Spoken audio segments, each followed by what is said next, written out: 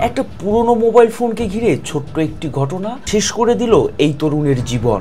গাইবান্ধার সাঘাটা থানার পিছনে পুকুরে ভেসে উঠল কলেজ ছাত্র সিজুর নিথর দেহ। আর ঠিক তখনই স্থানীয়দের মাঝে অভিযোগ উঠেছে, সিজু কি সত্যিই পানিতে ডুবে মারা গেছেন, নাকি কেউ তাকে ঠেলে দিয়েছিল মৃত্যুর দিকে।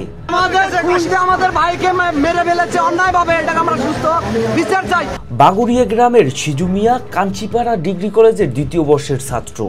গাইবান্ধা শহরের নিউ মার্কেট থেকে কিছুদিন আগে একটি পুরনো মোবাইল ফোন কিনেছিলেন। পুলিশ জানায় সেটি চোরাই।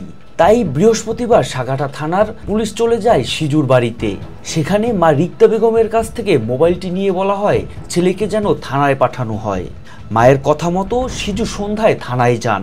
রাত 9:56 সিসি ক্যামেরার ফুটেজে দেখা যায় থানার ভেতরে পুলিশ সদস্যদের সঙ্গে তার তুমুল ধস্তাধস্তি হয়। এ সময় এক পুলিশ সদস্যের হাতে আঘাত করে অস্ত্র নিয়ে সিজু দৌড়ে পালানোর চেষ্টা করেন। তখন পুলিশ ধাওয়া করলে সিজু থানার পিছনের পুকুরে পড়ে যান। এলাকাবাসীর অভিযোগ, সিজু যখন পানিতে সাঁতরাচ্ছিলেন তখন থানার ওসি বাদশাহ আলম পুকুর ঘিরে রাখতে বলেন। তিনি যখন তীরে উঠতে চাচ্ছিলেন তখন তাকে আঘাত করা হয়। এক পর্যায়ে নিহত হন সিজু।